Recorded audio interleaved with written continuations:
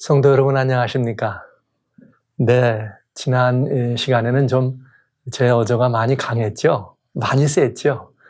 네, 우리 주님께서 그 놀라우신 사랑과 희생으로 만들어 놓고 열어놓으신 그 휘장 가운데는 한 길을 따라서 하나님의 은혜의 보좌 앞으로 나가는 이것이 우리 모든 사람들에게 보통 그리스도인만이 아니라 모든 인류에게 증거되고 전달되어야 할 아름다운 이 복음인데 그렇지 못한 세상의 형편을 보면서 많이 아쉬워서 또 그런가 하면 또 우리가 예수님을 아는 그리스도인에 대해서 기독도가 되어서 살아가는데 여러 다양한 이런 것들을 잘못 이해하는 혹은 하나님의 말씀에 대한 그릇된 이 오해로 말미암아서 지성소로 들어가는 우리들의 걸음이 저어되고 어려워지고 힘들어지고 또는 들어가는 우리들의 준비되어야 될 여러 가지 준비에 장애가 있는 것을 바라보면서 많이 아쉬워서 제 마음이 여러분들에게 그 아쉬움을 전달하느라고 많이 강했어요. 그 어조가 좀 셌습니다. 네, 이제 오늘 이 시간에는 여러분과 같이 또 영원한 대제사장 예수 그리스도라고 하는 제목으로 여러분과 같이 성소로 간 사람들의 이야기를 또 열어보려고 합니다. 네. 지난 17번에 걸쳐서 하나님의 내가 너희 중에 머물리라 한 성소, 그 성소를 우리가 살펴보는 시간, 그러면서도 특별히 성소의 다양한 이런 그 제도나 규격이나 규모나 기명들을 통해서 그리고 그 안에 일어나가 있는 일들의 진행 방법을 통해서 그 안에 들어있는 참 아름다운 비밀들을 살펴보는 시간을 17번 가졌습니다. 그런데 여러분, 그 17번 갖는 그 모든 것들을 한마디로 정리한다면 시편 68편 24절에 있는 말씀, 하나님이여 저희가 주의 행차하심을 보았으니 주님의 여러 다양한 프로시저가 어디서 이 성소 안에서 나의 하나님 나의 왕이 성소 안에서 그런 그 진행하시는 모든 행차를 보았다. 이런 말씀으로 요약할 수 있겠어요. 이 성소 안에는 하나님, 우리의 왕 되신 영원하신 왕이신 하나님이 어떻게 우리를 구원의 길로 이끄시고 어떻게 우리를 사랑하시는지 그 하나님의 사랑의 여러 다양한 그런 그 사랑의 모습들이, 경륜들이 우리들에게 펼쳐지는 모습을 좀 돌아볼 수가 있었습니다. 그러나 이 안에서 우리들이 굉장히 아름답고 신비로운 그 비밀들을 깨달았지만은 정작 중요한 것은 이 모든 것들이 다 있다 할지라도 한 가지가 더 필요한 게 있어요. 그게 뭐냐? 제사장이라고 하는 것입니다. 이 제사장이 없으면 그 성소 안에서 드려지는 다양한 우리 하나님의 그 행차하심은 볼 수도 없고 진행될 수가 없었습니다. 그러니까 이 제사장은 대단히 중요한 공과가 되겠네요. 그래서 지금까지는 저희들이 성소로 간 사람들의 이야기를 1, 2, 3번까지 봤다면 이제는 제사장에 관한 이야기를 중점적으로 살펴봐야 될 시간이 되었습니다. 이 제사장은 여러분 그저 지금까지 제도를 설명하고 구원의 이치를 설명드리느라고 이 성소 안에서 행해지는 제사장, 대제사장 이런 말씀들을 여러분에게 드렸지만 정작 이 제사장이 정말 제사장의 그런 그 제도, 제사장의 직분, 제사장의 신분, 제사장의 여러 이런 다양한 부분에 대해서는 우리가 살펴보지 않았어요. 그런데 이 제사장이 있지 않다면 우리는 그 성소에 있는 모든 것들은 아무것도 무효입니다. 그래서 무효라기보다는 진행할 수가 없으니까요. 여러분, 이 학사 에스라가 있을 때 이렇게 이 아닥사스다 왕 7년에 임금님이 에스라를 통해서 자, 너희 백성 데리고 가서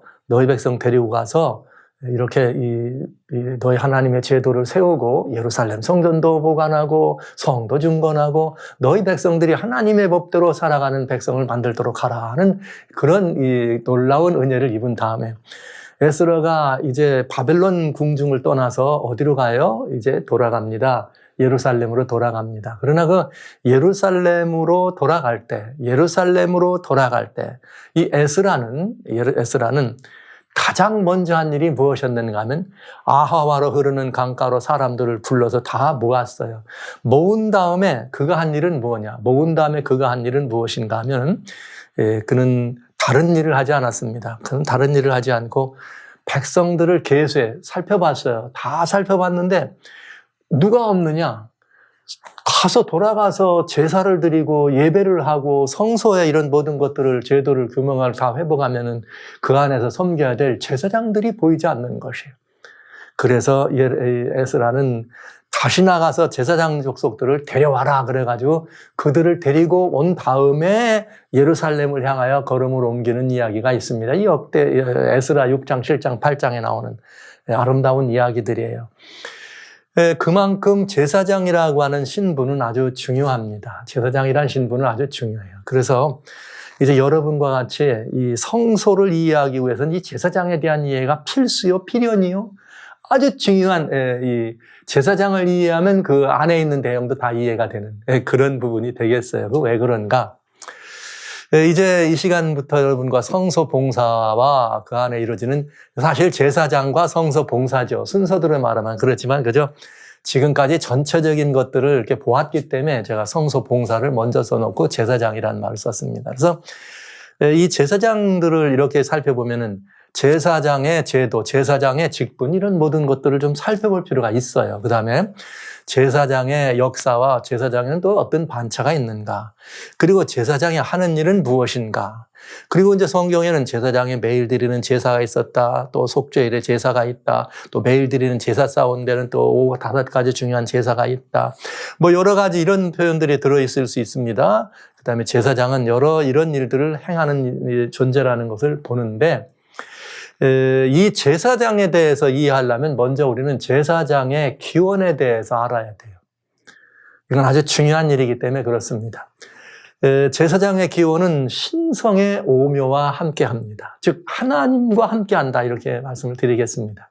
그렇기 때문에 이 제사장의 기원을 우리가 이해하고 잘 안다면 성경 전반에 나와 있는 구속의 이치, 구원의 이치, 다양한 구원의 경륜을 아주 일맥관통할 수가 있게 됩니다. 그러니까 기독도들이 기독교 신앙을 베드로전서 3장 15절에 소망에 관한 이유를 묻는 자들에게 마땅히 대답할 것을 온유와 겸손으로 준비하라 이렇게 표현했잖아요. 그것처럼 그렇게 준비를 하려면은 여러 다양한 성경 속에 들어있는 그 주제들 혹은 구속의 이치들, 구원의 혹은 경륜들 여러 다양한 이야기들이 있잖아요. 이것들을 잘 공부하고 이렇게 잘 또 이해해야지만 가르칠 수 있는데 그런 모든 것들 성경에 들어있는 무슨 뭐 교리든 그것이 뭐든 이런 것들을 다 떠나서 성경에 나타나 있는 성서 진리라고 하는 것들을 온전히 이해하기 위해서 반드시 해야 될 일이 있습니다. 그건 뭐냐? 먼저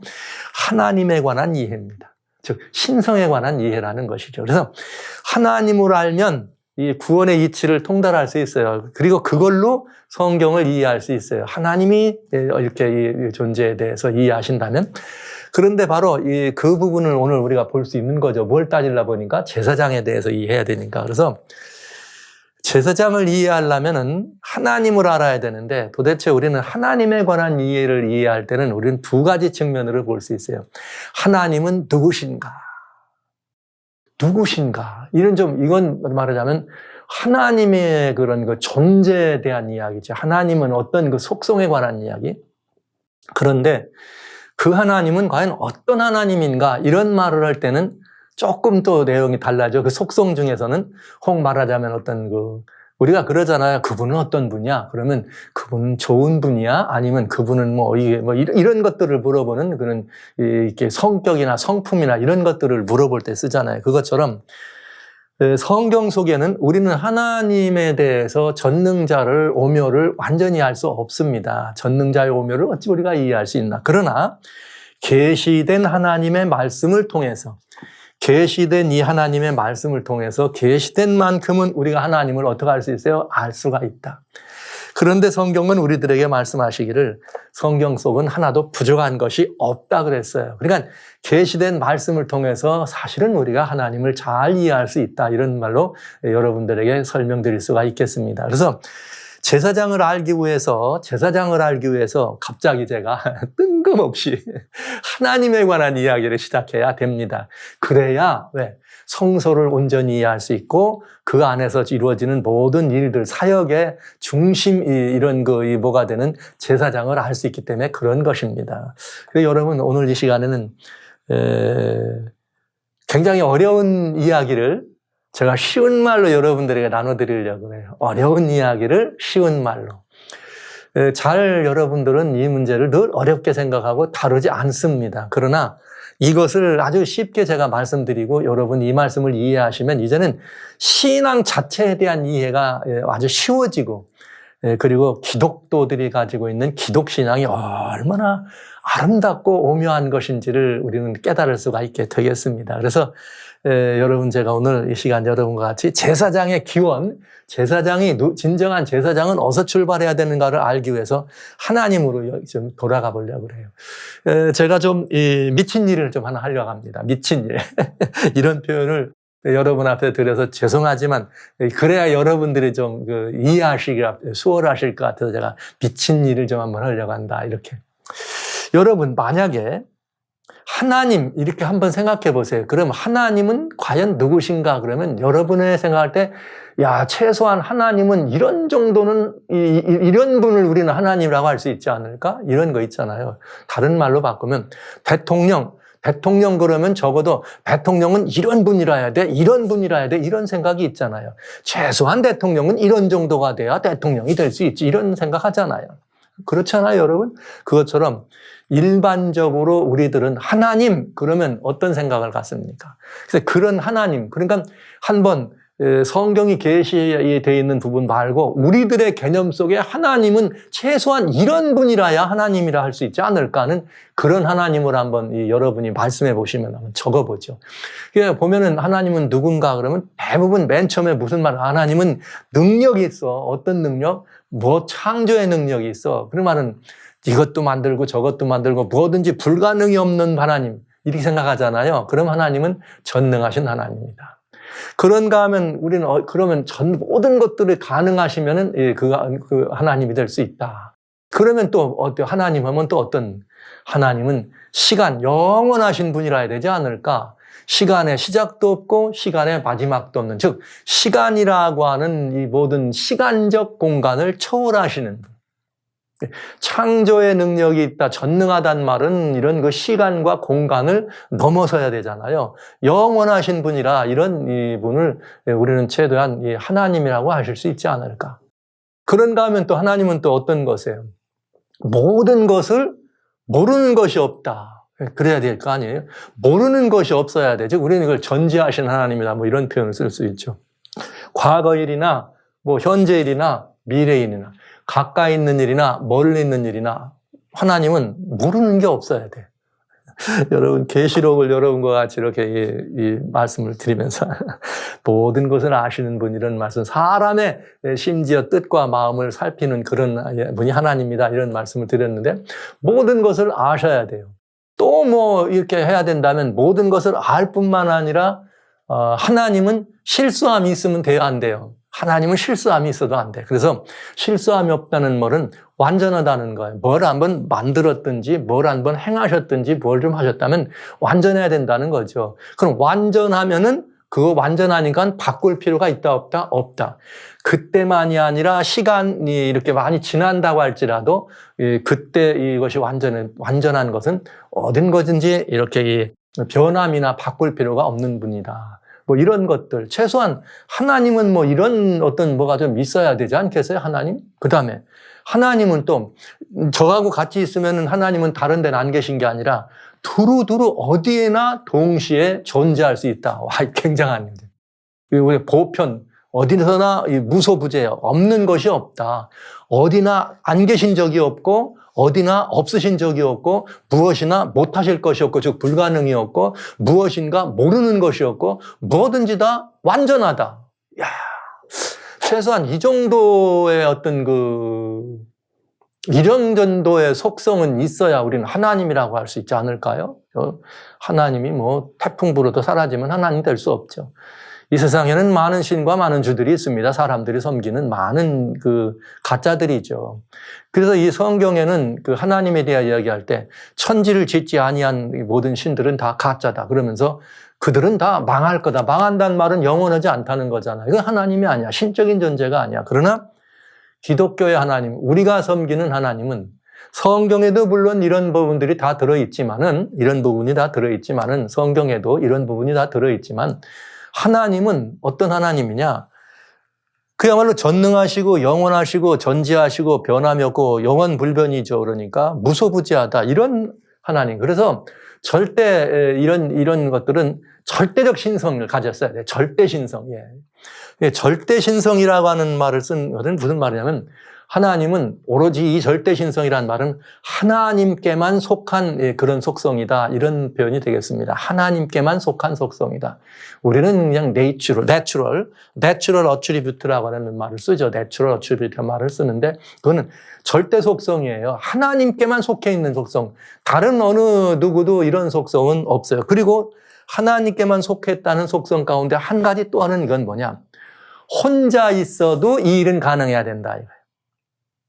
그러니까 그 존재 자체가 시작도 없고 끝도 없다는 말은 솔직히 말하면 스스로 존재한다는 거죠. 예. 그리고 스스로 존재하니까 혼자 있어도 가능해야 된다는 것들. 우리는 절대적 신성이다. 이런 표현을 할 수가 있겠네요. 그래서 성경전 공부를 여러분들이 하시다 보면 뭐 하나님은 전지전능하다, 무소부재하다, 영원불변하다, 무슨 뭐 보편 뭐 여러 가지 다양한 말들을 쓰지만 요약하면 이런 거예요. 전지전능하시고 영원불변하고 무소부재하고 이렇게 하나님 이런 분이라야 하나님이라고 할 수 있지 않겠냐 이 말이에요. 그리고 이 정도는 이런 인간으로서는 감히 되지 않는 우리의 상상으로 되지 않는 절대적 신성에만 속한 것이다. 이것을 우리는 볼 수 있죠. 그런데 이제는 제가 이걸 나눠드리는 거예요. 여러분들이 막 헷갈리기 때문에. 그런데 이 하나님은 이렇게 어마어마한, 솔직히 말씀드리면 정말 어마어마한 분이죠. 어마어마한 인간의 상상을 초월하는 분. 왜냐하면 이 모든 것들은 우리들의 생각이나 상각을 초월하는 거예요. 과학이 어마어마하게 발달해가지고 지금 무슨 양자역학 이런 소리를 하고 쓸데없는 무슨 메타버스에 그래가지고 지금 존재하는 우리는 우리가 아니라 사실은 또 다른 메타버스 이런 말들 많이 만들어내. 그게 뭐냐? 우리는 상상하지만 하나님은 상상의 존재가 아니라 실제적 존재라는 것이에요. 하나님의 실제는 우리의 상상을 넘어선다. 상상을 초월하는 분이다. 초월적 존재다. 이런 말을 쓸 수가 있는 거죠. 이런 하나님, 초월적 존재라는 말을 우리는 쓸 수가 있는 거예요. 이게 절대적 신성이라는 표현입니다. 그런데 그 하나님은 도대체 어떤 하나님이냐 이 말이에요. 자, 이제 이건 하나님의 하나님이 그런 절대적 그런 부분을 했다면은 하나님은 여러분에게 어떤 하나님으로 여러분들은 이해하십니까? 그러면 맨 처음에 사람들은 이렇게 말하죠. 하나님은 어떤 분인가? 하나님은 사랑이 많은 분이야. 사랑이 많은 분. 이게 사실은 사랑이 많은 분이라는 표현은 성경적이지 않아. 성경적인 이야기로 얘기하면 하나님은 사랑이시다. 이게 사랑이 하나님이다. 이렇게 표현할 수 있을 만큼 사랑의 하나님이지 사랑이 많은 분이다. 많다고 하는 말은 여기 옳지 않아요. 오히려 사랑의 하나님이라고 말할 때 우리는 뭐라고 할 수 있는가?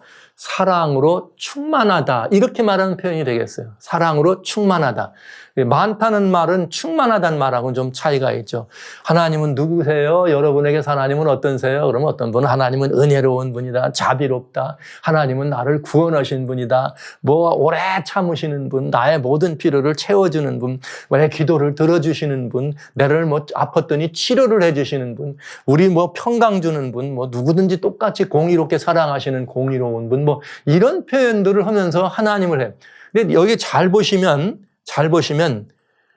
나하고 어떤 상관이 있는 하나님이야. 대개 몸이 아팠을 때 기도 많이 했더니 몸이 낫다? 아이고, 하나님은 나를 치료해 주신 하나님으로. 내가 그 힘들고 어려웠을 때 그래 하나님께 간절히 구했더니 내 모든 필요를 어떻게 하더라? 채워주시더라. 야, 하나님은 그런 분. 또 예수님을 보내사니까 우리들은 이런 관계를 설명할 때는 나하고의 무엇 속에서 하나님을 다 설명하려면 이해 속에서, 관계 속에서 얘기한다 이거죠. 그러니까 하나님은 어떤 분 같으냐 이러면은 다 달라요. 100이면 100, 1000이면 1000 다 달라. 왜? 자기의 입장에서만 본 하나님인 거예요. 그렇지만 하나님은 나하고만 관계하는 분이 아니잖아요. 그래서 모든 피조물들과 관계하신 하나님이잖아요. 그래서 그런 이런 그 하나님은 어떤 분이냐 이렇게 말씀드릴 때는 그 하나님은 무슨 하나님이냐 이럴 때 나타나는 하나님은 이 신성은 관계적 신성을 말한다 이런 거예요. 즉 관계적 신성이란 말은 적어도 나 혼자가 아니라 대상이 있어야 돼. 대상들을 다룰 때, 대상과 관계할 때 어떤 성품으로, 어떤 모습으로 나타나시냐 이거죠. 이것이 관계적 신성이다. 이렇게 여러분에게 이해하시기 쉽게 설명드릴 수 있겠어요. 관계할 때 드러나는 상대적 속성. 그러니까 우리가 하나님이라고 하는 분을 한번 우리 하나님 한번 지어보자. 이 벼락 맞을 말씀을 드리지만 여러분의 이해를 위해서 이 말씀을 드리는 거예요. 그러면 아까 말씀드렸던 앞에서 말씀드렸던 절대적 신성은 당연히 있어야 되고 그다음에 그 하나님은 뭐가 있어야 되느냐? 그 절대적 신성만 갖고는 되지 않아요. 무슨 신성이 있어야 돼? 관계적 신성. 즉 우리들과 관계 혹은 다른 피조물들과 관계 누구든지 다 관계할 때 나타나는 상대적 속성이라 이거 절대 반대니까 그거는 둘 이상의 객관이 있을 때 서로를 어떻게 대하느냐 이런 데서 드러나는 하나님의 그러니까 이거를 성품이다. 뭐 우리는 인격이라는 표현을 쓰기도 하죠. 이렇게. 근데 이거를 우리는 moral attribute 이런 말을 씁니다. 왜? moral attribute 하면 도덕적 하나님의 속성이다. 도덕이란 말은 관계 안에서 이루어지고 있는 서로를 어떻게 대하는가, 서로를 어떻게 다루는가에 따른 것을 우리는 도덕이라고 말할 수 있어요. 그러니까 절대적 속성은 혼자 계셔도 그런 성품이 그런 그 속성이 있지만은 관계적 성품은 반드시 어떻게 되는 거예요? 둘 이상일 때 이렇게 얼마나 다행이에요. 만약에 아까 절대적 신성 그런 어마어마한 그야말로 어마어마한 그런 신성을 가지신 하나님이 사랑의 하나님이 아니고 그냥 막 파시즘 같은 저 북녘 땅에 있는 뭐 김모라는 이런 사람들 같은 아니면 뭐 저기 그 무슨 뭐 엉뚱한 나라에 그냥 뭐 이런 그 옛날에 그런 엄청난 절대 군주적의 그 무도한 칼날을 움직였던 그런 사람들과 같은 무시막지하고 말이죠. 뭐 이런 그 속성 그런 성품이 하나님의 성품이었다면 여러분 어떻게 됐을까요? 여러분과 저는 아마 이렇게 존재하지도 않았을 거예요. 이렇게 오늘날 이런 이 은혜와 이걸 누릴 수가 없겠죠. 근데 이것이 이 하나님이라고 하는 분입니다. 그런데 여러분 중요한 게 있어요. 만약에 이 하나님이 절대적 신성으로만 존재하신다면 여러분 어떤 일이 벌어질까요? 즉, 이 관계적 신성은 없고 절대적 신성으로만 하나님이 존재하신다면 어떤 일이 벌어질 것 같아요? 이건 굉장히 중요한 문제예요. 모든 피조물들하고는 관계할 수가 없어요. 절대적 신성으로만 존재하신다면. 왜? 그 관계할 수 없는 것은 왜 그러냐? 그 하나님의 절대적 속성을 우리가 자세히 보면은 왜 관계할 수 없는가? 이런 분이에요. 디모데전서 1장 17절에 보면은 그 하나님은 만세왕인데 보이지 아니야.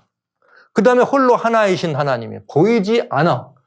보이지도 않는데 디모데전서 6장 16절에는 뭐라 했는가?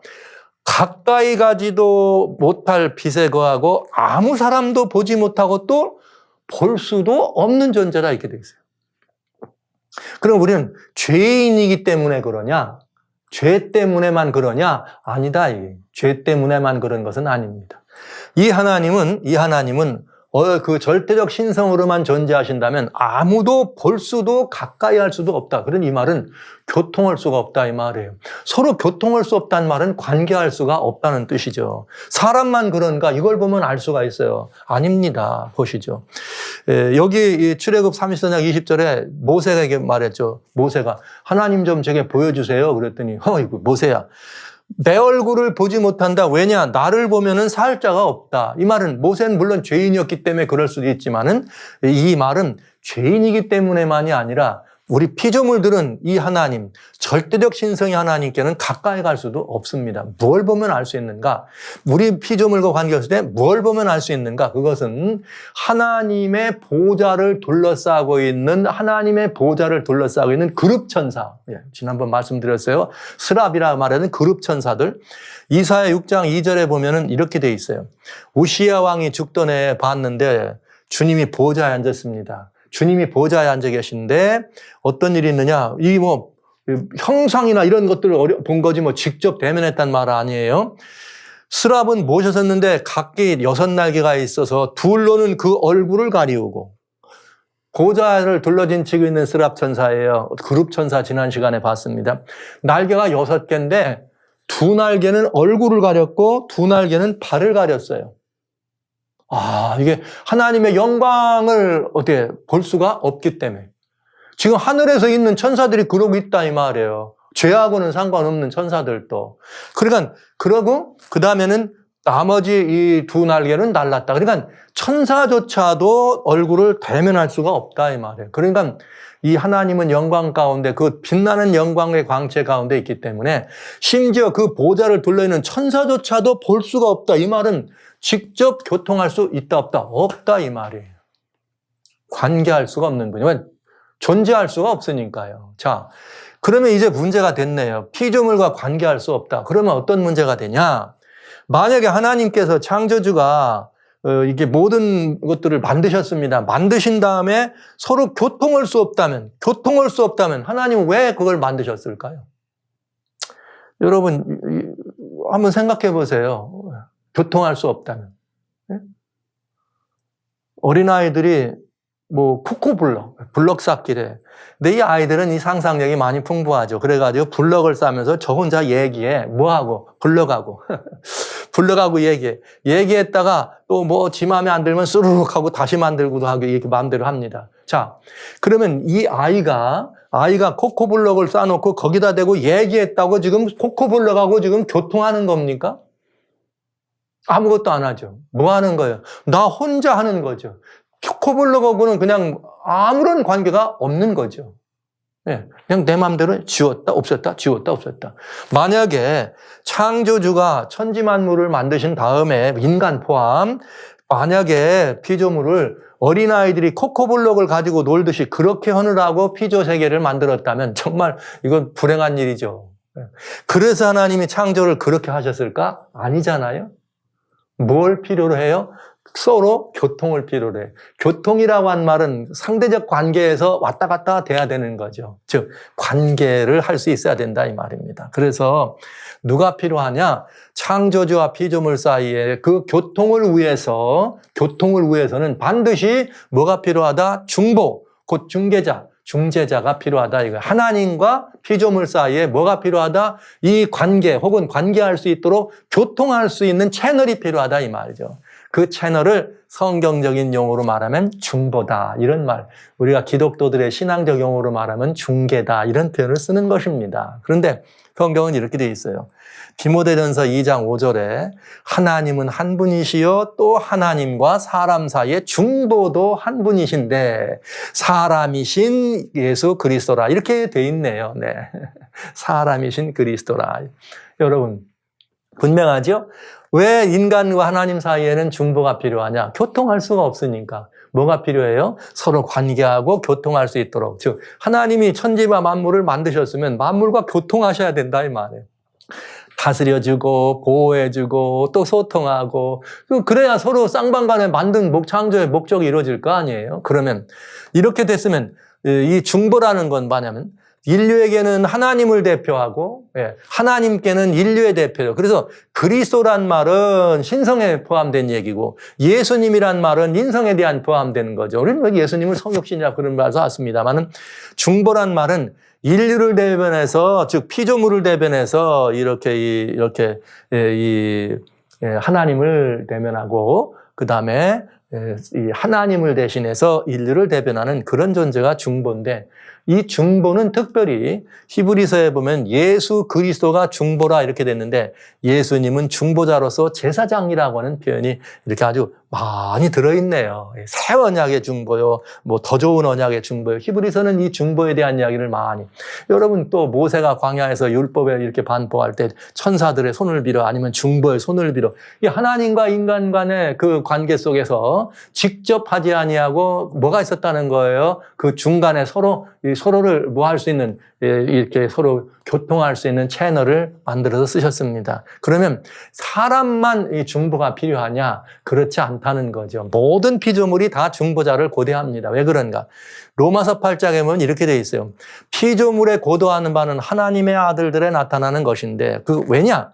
바라는 것은 왜냐하면 허무한 데 굴복하는 것은 자기 뜻이 아니요 굴복이 아니로 말미암습니다. 그래서 누구를 기다리나 그 소원 바라는 것은 피조물도 썩어짐의 종노릇한 데서 해방되어 하나님의 자녀들의 영광의 자유에 이르는 것이니라. 여러분, 분명히 두 종류가 나왔네. 하나는 우리들, 사람들도 이건 범죄 이후에요. 죄 이후에 이게 다 허무한데 굴복하는 존재가 돼버렸잖아요. 그래서 영원한 구원을 기다리는 존재가 된 거예요. 그것처럼 피조물도 역시 마찬가지로 썩어짐의 종로를 하는데 해방돼서 구원을 기다린다. 이렇게 표현되어 있는 거예요. 보고 피조물이 다 이제까지 여기 말하는 피조물 속에는 사실은 인생도 포함되는 걸 알 수 있어.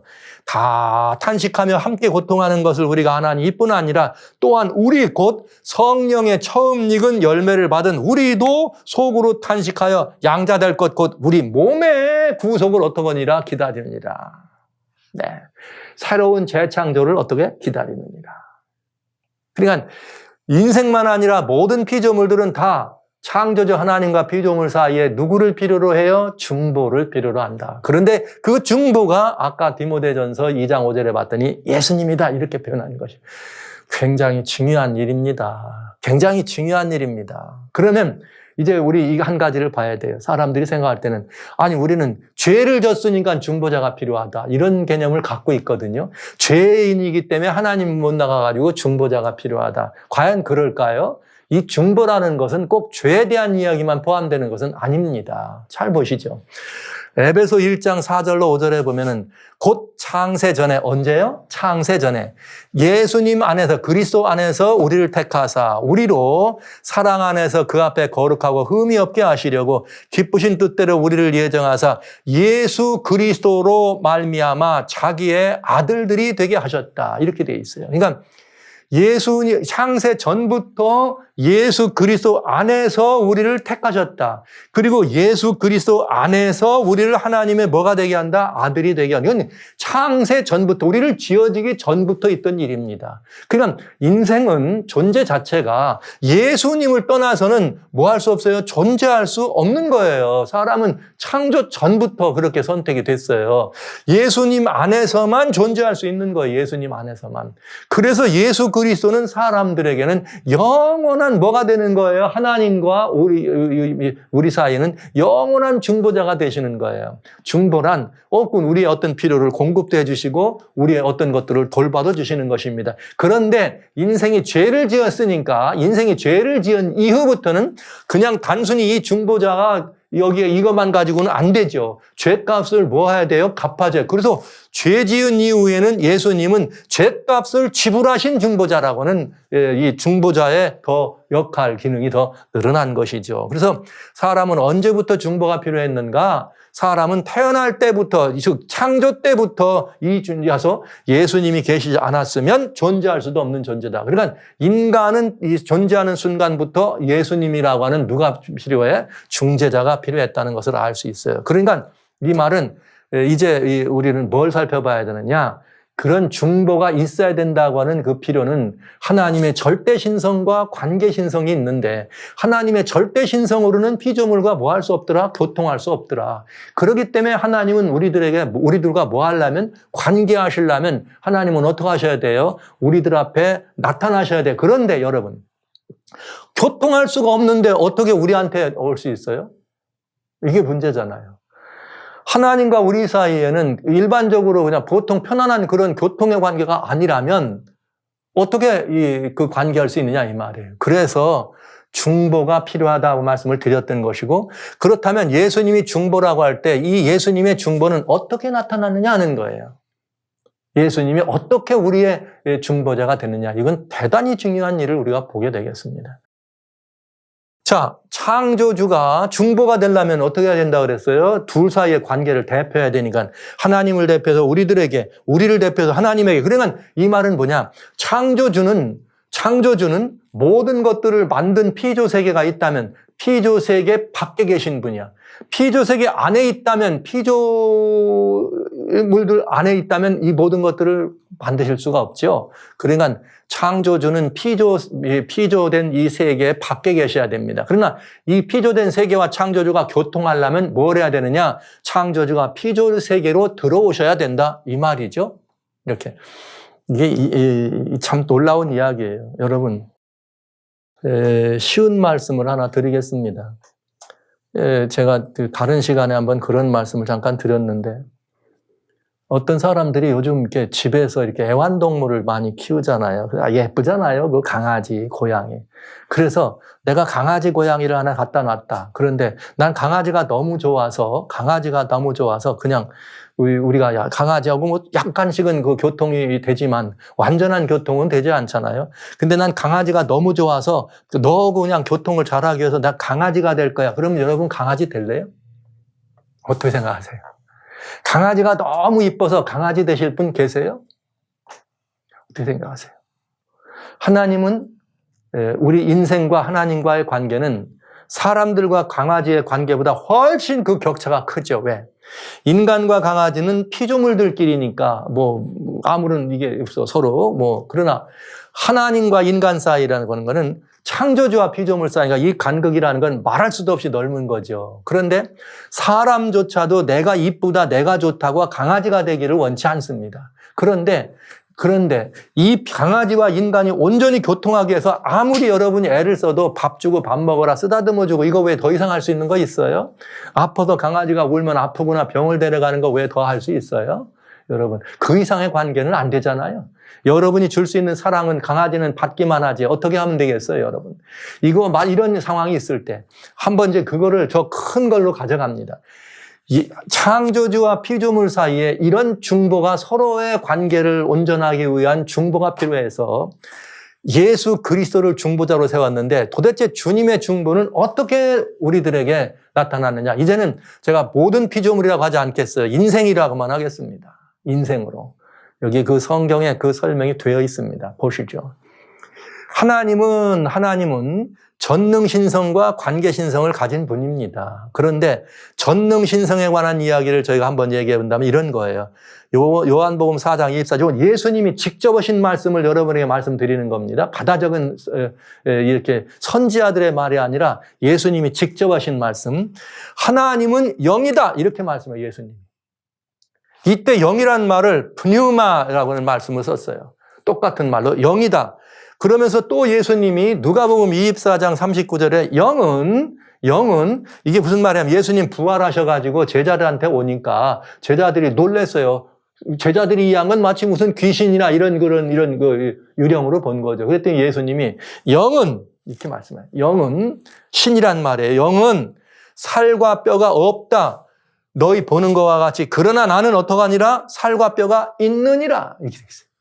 그러니까 이 말은 무슨 말이에요? 하나님은 영이고 영은 볼 수 있다 없다 볼 수 있는 존재가 아니라 이 말씀이죠. 영은 볼 수 있는 존재가 아니에요. 그런데 한번 보시죠. 태초에 말씀이 계시다. 이 말씀이 곧 하나님이다. 예수님이 이렇게 말씀하신 부분인데 요거를 이제 제가 이렇게 볼게요. 살리는 것은 영이니 육은 무익하니라. 내가 너에게 이른 말이 곧 영이요 생명이라. 이렇게 되는데 하나님이 말씀이 있는데 말씀이 영이래요. 그러니까 여기 태초에 뭐가 계시니라? 영이 계시니라.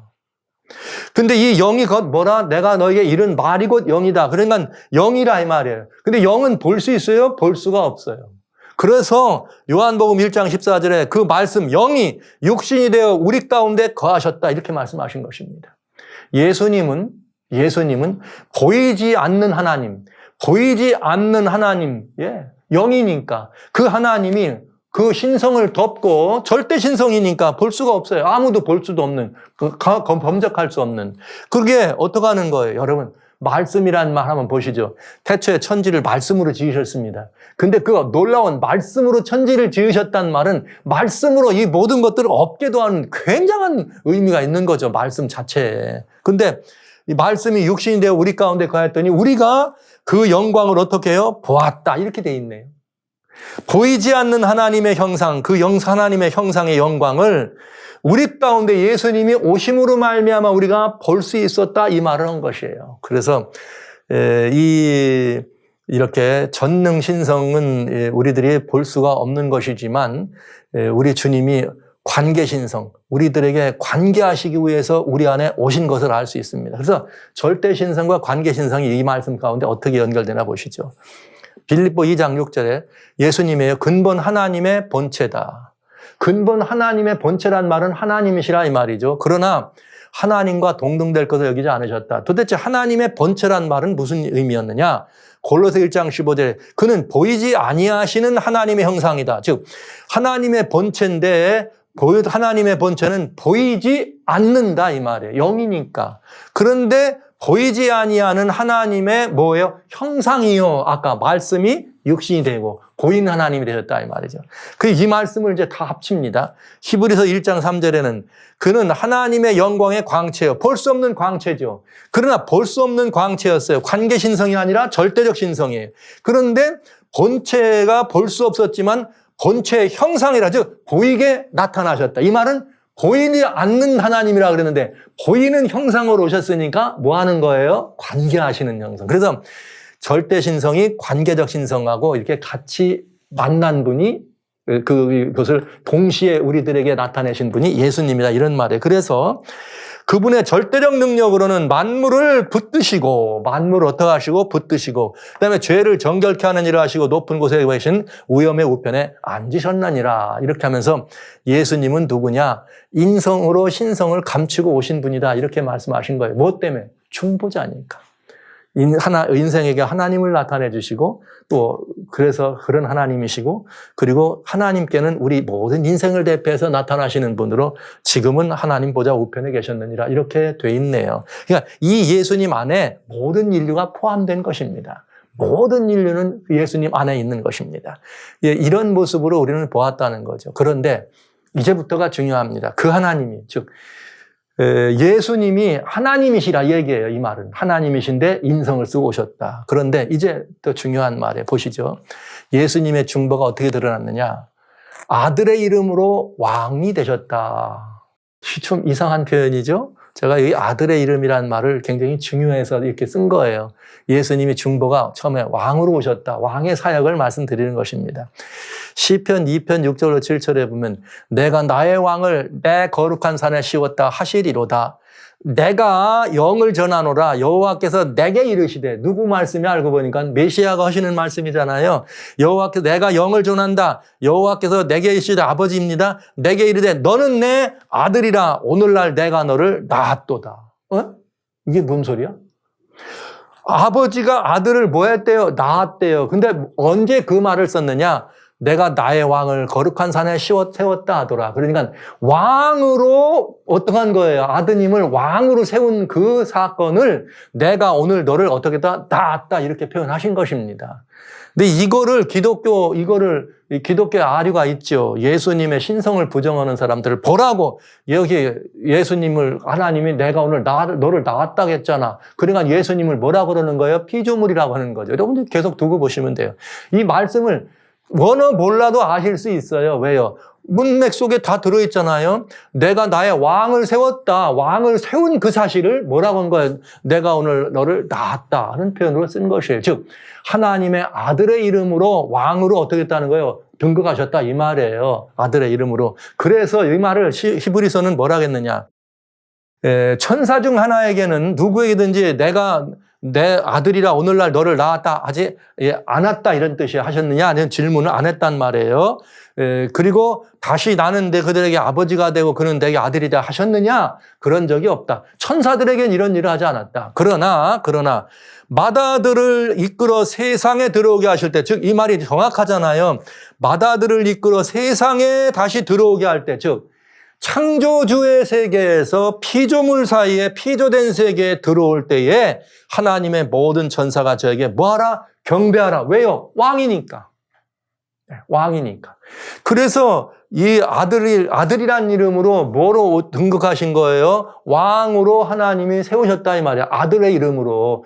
아들을 오늘날 우리는 아들을 낳았다 그러면 무슨 생각을 하느냐면 그저 남자와 여자가 만나가지고 사랑을 나눈 다음에 순풍순풍 아들을 낳은 이걸로 지금 이해한 거예요. 그게 아니고 하나님께서 인간과 하나님 사이에 교통하는데 하나님의 주권을 대변할 수 있는 누구를 하나님의 주권을 대변할 수 있는 채널로 왕을 세웠는데 그 왕을 그날 거기에 세우는 그날 왕을 취임한 그것을 보고 뭐라 그랬어요? 내가 오늘날 너를 낳았다. 이런 표현을 썼다 이 말이에요. 그래서 아들의 이름으로 왕이 되셨다 이런 표현을 쓴 것입니다. 이것이 바로 예수 그리스도의 왕사역을 의미한다. 3대 사역 가운데 여러분 아시면 되겠네요. 자, 이때만 했느냐? 그렇지 않다. 두 번째, 아들의 이름으로 이번엔 누가 되냐? 대제사장이 되십니다. 여기 히브리서 5장 5절로 6절 이렇게 되어 있어요. 히브리서는 예수님의 하나님 되심을 증거하는데 아주 굉장히 중요한 성경인 걸 알 수 있어요. 보시죠. 또한 이와 같이 그리스도께서 대제사장 되심도 스스로 영광을 취함이 아니라 이렇게 됐어요. 오직 말씀하신 이가 저더러 너는 내 아들이니 내가 오늘날 너를 낳았다 하셨고 그날 순풍에도 낳은 게 아니고 뭔가 또 이해하죠. 왕 세웠다는 것처럼 이와 같이 내가 영원히 멜기세덱의 반차를 줬는 제사장이라. 그러니까 예수는 아드님이죠. 하나님의 아들이란 표현을 가지고 이름으로 뭘 세운 거예요? 창조주와 피조물 사이의 중보자로서 제사장을 세웠다 이 소리예요. 제사장을 세웠다는 말을 오늘날 내가 너를 낳았다 하신 것입니다. 아주 정확하잖아요, 이 의미가. 오늘날 너를 낳았다. 아들의 의미를 쓰신 거는 조금 이따 보시면 돼요. 자, 이렇게 돼서 보시면 멜기세덱의 반차를 쫓았다 하는데 여기 보시면 아주 중요한 말이 나옵니다. 히브리서 7장 1절에 이 멜기세덱이란 말이 이제 나오면서 설명해 주시는 거예요. 살렘 왕이었습니다. 그리고 아브라함 당시에 제사장이었는데 그는 누구냐? 하나님의 큰 제사장이요. 이 살렘 왕이었다. 이렇게 된 거예요. 살렘의 왕이요. 지극히 높은 하나님의 제사장이라. 그런데 보세요. 그 이름을 번역한 즉 멜기세덱이란 말의 이름을 번역하면 첫째는 의의 왕이요 또 살렘 왕이다. 그러니까 평강의 왕이다. 그러니까 멜기세덱이란 말은 평강의 왕이란 뜻이에요. 멜기세덱이란 말은 평강의 왕. 그 다음에 두 번째 어떤 일이냐? 아비도 없고 어미도 없고 족보도 없고 시작한 날도 없고 생명의 끝도 없다. 이 말은 영원한 존재라는 거예요.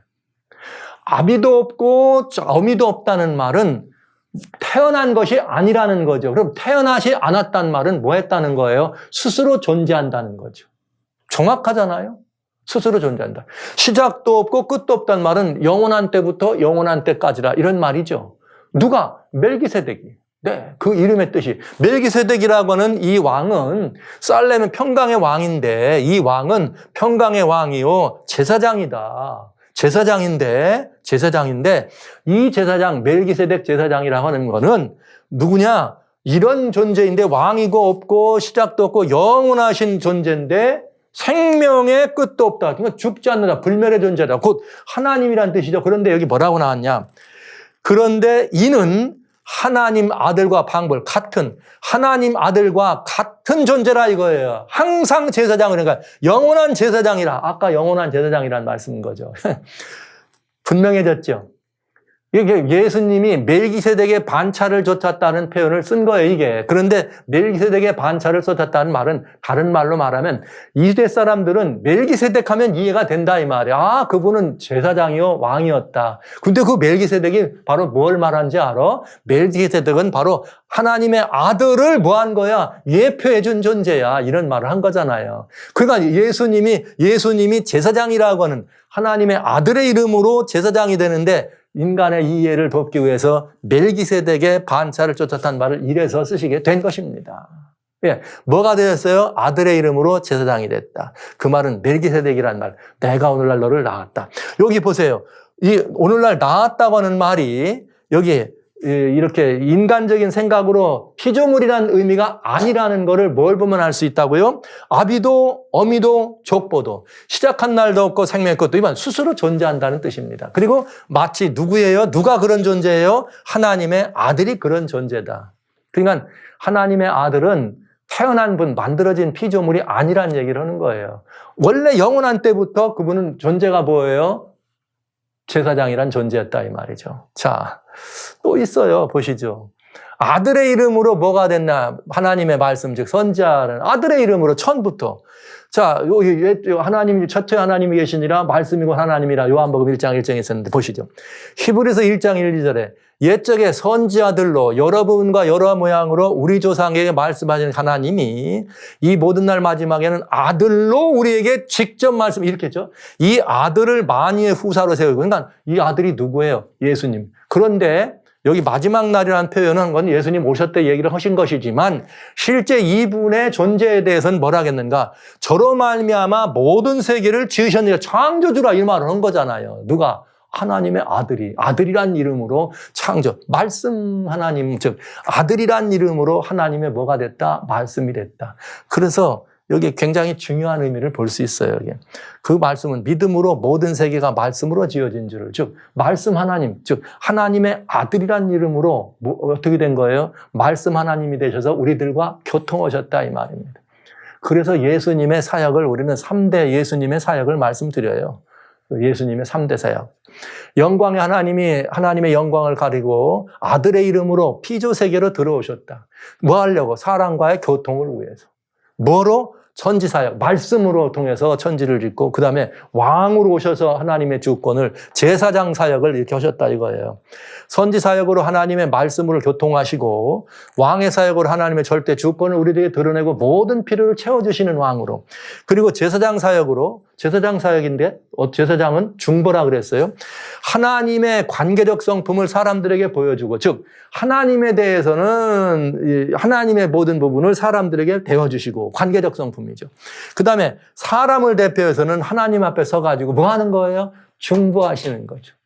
그래서 이게 이 세 역할을 아들의 이름으로 했어요. 내가 오늘날 너를 낳았다. 내가 오늘날 너를 낳았다.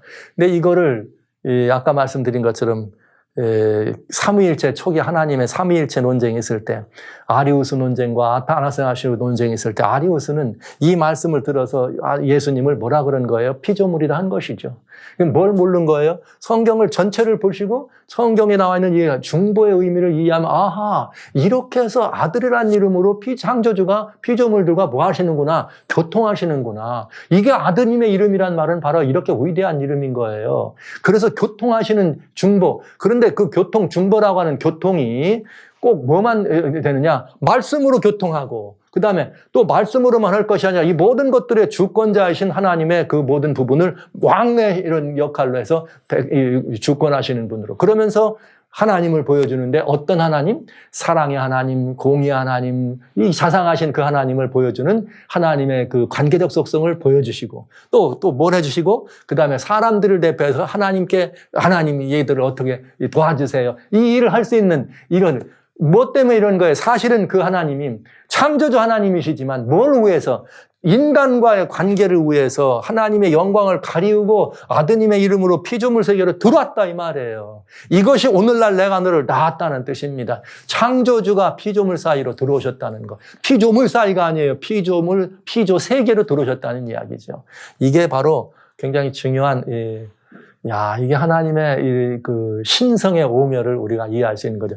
절대적으로 이 엄청난 사랑은 하나님께서 누구 때문에? 인생 때문에. 왜? 아들로 우리를 지으셨으니까요. 그래서 이런 일을 하셨다는 것을 우리는 알 수가 있게 됩니다. 그래서 아들의 이름으로 예수님이 이렇게 예수 그리스도가 중보자로서 아들의 이름으로 우리 피조세계에 들어왔더니 어떤 일이 벌어졌는가? 사단은 하늘에서부터 왕이신 예수님을 대적했어요. 왜요? 아까 히브리서에 잠깐 보였죠? 세상으로 맏아들을 들여와서 모든 천사들은 다 그 앞에 경배하라. 이렇게 하셨다고 그랬어요. 왕의 홀은 영원한 홀이다. 영원한 왕이다. 왜? 모든 왕, 예수님 아들이, 우리가 말하는 예수 그리스도의 중보자 피조세계에 들어와서 모든 것들을 주관하고 주권하는 왕자리에 앉은 거죠. 그랬더니 사단이 어떻게 한 거예요? 가만히 보니까 하나님은 뭐예요? 사단은 여기 야고보 1장에 뭐라고 했냐? 하나님은 한 분이신 줄을 사단이 안다 그랬어요. 알고 떤다 그랬어요. 그럼 대적할 수 있나? 한 분인데. 근데 지금 누가 들은 거예요? 보이지 않는 하나님, 보이지 않는 이 광채에 있는 그 하나님이 보이는 형상으로 나타나셨다고요. 세상 속에 들어왔으니까 피조된 세계. 그 사단이 보니까 하나님은 형상이 있으면 안 되는데 지금 뭐가 있는 거예요? 형상이 있네. 근데 그는 착각한 거지. 본체의 형상, 영광의 광채의 형상인 거를 모르는 거죠. 뭐 때문에? 그냥 죽을 수밖에 없으니까. 하나님이 사랑 때문에 그렇게 나타나신 거를 사단은 자기가 말이죠. 빛나는 천사가 되고 예수겔 28장에 아름답고 말이야. 그는 지을 때부터 완전한 인이었는데 그가 너무 아름다움으로 마음이 교만해져 가지고 그 영광스러운 자리에 있다 보니까 그 영화로 말미암아 지혜가 어떻게 됐어요? 더럽혀졌어. 그래서 그가 하나님을 거기서 대적한 거죠. 곧 아들 하나님을 대적했다는 말은 하나님을 대적했다는 표현입니다. 하나님이 누구 때문에 그래 오셨는데 바로 우리 피조물 때문에 오셨는데 그래서 이 예수님을 대적한 거예요. 그런데 또 그 예수님은 이 땅에 오셨을 때 사람은 이 땅에서 왕이신 예수님을 어떻게 했어요? 대적했습니다. 참 이런 장면들은 너무나 부끄럽고 무서운 장면입니다. 유대인들은 요한복음 19장 14절 15절에 빌라도가 보라 너희들의 왕이니라 예수님을 그랬더니 15절에 유대인들이 노노노노 가이사 외에는 우리한테 왕이 없습니다. 이야, 있을 수 없는 일입니다. 있을 수 없는 일이었습니다. 사람은 이 땅에서 하나님 자신의 예수님이죠. 예수 그리스도 하나님의 아들이 직접 만든 땅에 왕으로 오셨더니 그 왕을 우리 왕 아니라 그래. 그리고 어떻게 하는 거예요? 자꾸 다른 신으로 가는 것이죠. 그래서 제가 예수님을 무시하고 대적했다고 한 거예요. 사랑하시는 형제자매 여러분. 저는 오늘 여러 가지 말씀을 성경을 통해 드렸습니다. 그러나 표현을 이렇게 더 쉽게 여러분들에게 설명해 드려야 되는데 성경적 이 용어들이 이렇기 때문에 이 말씀을 드릴 수밖에 없었고요. 하나님과 우리 사이의 관계에 대한 이야기를 이 중보라는 말로 이렇게 쓴 것입니다. 왜? 성소를 이해한다는 말은 제사장을 이해하는 것과 마찬가지입니다. 그런데 그 제사장은 근본이 누구로부터 출발해요? 하나님으로부터. 그래 이 사실을 아는 것은 아주 중요해요. 이 사실을 우리가 이해하면 와우, 예수 그리스도는 하나님의 누구예요? 하나님의 관계적 신성을 우리들한테 그대로 보여주셨구나. 하나님은 무엇이라? 사랑이라. 그런가 하면 성령님 이 땅에 오셔요. 또 다른 보혜사로 오신 성령은 뭘 보여줘요? 하나님의 절대 속성이죠. 어마어마한 하나님의 전능하신 능력을 모든 성령의 권세를 통해 주권하시면서 우리들에게 보여주십니다. 여러분 이 사실을 우리는 알게 되는 거죠.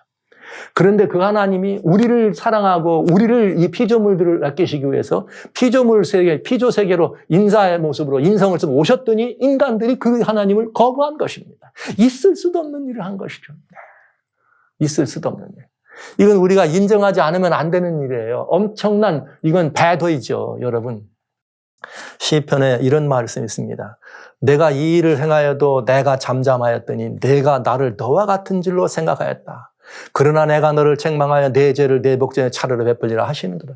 하나님께서 오래 참으시니까 그 오래 참는 것을 보고 뭐라 그래? 업신여기고. 예수 그리스도 중보자로 피조세계에 들어왔더니 모든 피조물들이 그 예수님을 어떻게 하는 거예요? 함부로 취급하고 업신여기더라. 그런데 그럼에도 불구하고 어떻게 하더라? 주님은 오래 참으시더라 이거죠. 여러분 기독교의 위대한 이 공과는 여기에 있어요. 이런 하나님을 우리가 섬기는 사람들이 기독교입니다. 이런 예수 그리스도가 우리의 중보자로서 우리가 경배하고 우리가 섬겨야 될 하나님이라는 사실이 우리를 감동케 하는 것입니다. 이런 하나님. 로마서 2장 4절에 바울은 이렇게 말했습니다. 혹 내가 하나님의 인자하심이 너를 인도하여 회개케 하심을 알지 못하냐? 그의 인자하심과 용납하심과 길이 참으심의 풍성함을 뭐하느냐? 멸시하냐. 이렇게 참았더니 뭐하더라? 멸시하더라 이거예요. 이 사실 그런 말이 있어요. 제가 이게 참 우리 한국 옛말 속담에 엄한 부모 밑에서 효자가 난다 이런 말이 있어요. 부모님들이 엄하게 해야지만 효도한다 그러더라고. 그게 좀 잘못된 거 아니에요? 부모님들이 엄하게 하지 아니하고 오히려 자유를 주고 평화롭게 애지중지 사랑하면서 이 아들, 딸들을 자라가게 하면 대부분 여러분 주변에서 보세요. 어렸을 때부터 그렇게 잘해준 이 자녀들이 효도하는가? 매도 맞고 혼나면서 굉장히 이렇게 단호하게 그렇게 한 사람들이 끝까지 부모를 효도하는가? 이게 오늘날 우리 현실과 똑같아. 뭐 하는 거예요? 영광의 왕이 말이죠. 자신의 모든 것들을 감추고 우리를 사랑해서 우리 안에 들어왔더니 업신여기고 무시한 것처럼 똑같은 일을 하는 거죠. 성경은 우리에게 단호하게 말씀하십니다. 내가 이렇게 했을 때 내가 참았더니 너 나부시오니 이제 끝날이 있다. 자, 내가 하나님의 인자하심 때문에 지금 참는 거야. 하나님이 인자하셔서 참아서 너를 이끌어서 죽지 않고 회개하게 하려고 끝까지 참았더니 그 용남하심을 참으심을 멸시해. 그러니까 위험하다. 이런 죄인들의 모습을 우리는 보게 되는 거죠. 제사장을 이해하기 위해서 우리가 알아야 될 부분이 있습니다. 성소 성막에서 진행되는 여러 가지 일들은 하나님의 행차하심을 여기서 바라볼 수 있지만 그것들을 이렇게 모든 섬기고 그것들을 움직이는 제사장은 이 성막 안에서 가장 중요한 역할을 하게 되는 것이죠. 이 제사장이 하는 일들에 대해서 우리는 뭐라고 한마디로 우선 제사장을 이해해야 되는가? 예수님이 없이는 사람도 없습니다. 예수님이 계시지 않다면 여러분과 저도 없습니다. 왜? 하나님과 사람 사이에 중보가 누구니까? 오직 예수 그리스도이기 때문에. 그래서 예수 그리스도 없이는 하나님과 뭐 할 수 없어요? 교통할 수도 없고 교통하고 관계할 수 없기 때문에 그분 앞에 나갈 수도 없는 것입니다. 예수님이 안 계시다면. 예수 그리스도는 우리들의 영원하신 누구냐? 제사장이십니다. 인류를 위해서 주님 앞에 서셨고 하나님의 그 아름답고 복된 하나님의 관계적 신성을 우리들에게 마음껏 보여주셔서 나를 본 자는 아버지를 보았느니라. 예수님이 그렇게 말씀하셨거든요. 그래서 이 제사장은 대단히 중요해요. 제사장의 기원은 예수 그리스도예요. 예수 그리스도의 기원, 하나님의 아들은 기원이 어디서 출발? 하나님이십니다. 이 예수 그리스도는 피조된 존재가 아닙니다. 그는 원래 하나님이셨습니다. 하나님과 함께 하셨습니다. 하나님의 본체였습니다. 하나님의 영광의 광채였습니다. 그러나 그 하나님의 그 놀라운 사랑이, 즉 관계적 신성이 있어요. 사랑이라고 하는 그 관계적 신성 때문에 절대적 속성으로는 사랑과 교통할 수 없으니까 그 관계 신성으로 절대 신성을 덮으시고 그 다음에 그분은 우리 피조물을 피조 세계, 인간 세계에 들어오실 수 있었던 것이죠. 제가 이제 모든 피조물이지만 그냥 인간을 중심으로 피조물이라는 말씀을 드리는 것이에요. 그랬더니 인생들은 그 하나님을 무시하고 업신여기고 십자가에 못 박았습니다. 인생은 죽을 수밖에 없습니다. 이런 하나님. 그러나 너무나 놀랍게도 절대적 신성만이 아니라 관계적 신성도 어마한 게 그렇게 자신을 못 박은 그들을 향해서도 용서를 주장하시는 이 하나님을 우리들의 제사장으로 모시고 있다는 것, 우리들의 중보자로 모시고 있다는 것, 우리들의 예수 그리스도 그 안에서만 우리가 존재한다는 사실을 인정할 때 모든 신앙의 원리와 이해되는 모든 것들은 답을 얻을 수 있습니다. 성경 전판에 깔려서 이해가 되는 부분, 안 되는 부분이 있을 거예요. 그러나 오늘 여러분들이 들으신 이 말씀을 근거로 하면 모든 부분이 맥이 통하게 되어 있습니다. 예수 그리스도, 그는 하나님이십니다. 그리고 예수 그리스도, 그분은 여러분과 하나님 사이, 저와 하나님 사이에 영원하신 중보요, 영원하신 제사장의 사실을 잊지 말아 주시기 바랍니다. 예수님 때문에 여러분과 제가 있습니다. 예수님 때문에 우리가 존재하는 이 모든 것도 존재하게 된 것입니다. 예수님 없이는 아무것도 아닙니다. 오직 예수님이 가장 존귀합니다. 예수 그리스도.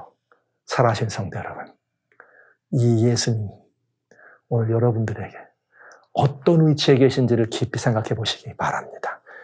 예수 그리스도, 여러분의 제일 가는 자리예요. 가장 중요한 자리예요. 가장 여러분들 앞에 앞서 있는 자리요. 여러분의 가장 뒤에 계신 전 존재라고 할 수 있는 그 우리들의 전 존재가 오직 예수님 안에서만 온전하고 예수님 안에서만 존재할 수 있다고는 이 사실을 다시 한번 가슴판에 깊이 새기셔서 여러분, 우리가 바로 그 예수님을 섬기는 기독도라는 이 사실, 그리스도인이라는 이 사실 때문에 날마다의 삶의 호흡 하나하나마다도 그것이 경배가 되고 예배가 되고 호흡 하나하나만 해도 감사의 제목이 될 수 있는 삶을 살아주시기를 주의 이름으로 축원합니다. 예수 그리스도, 그분밖에는 없습니다.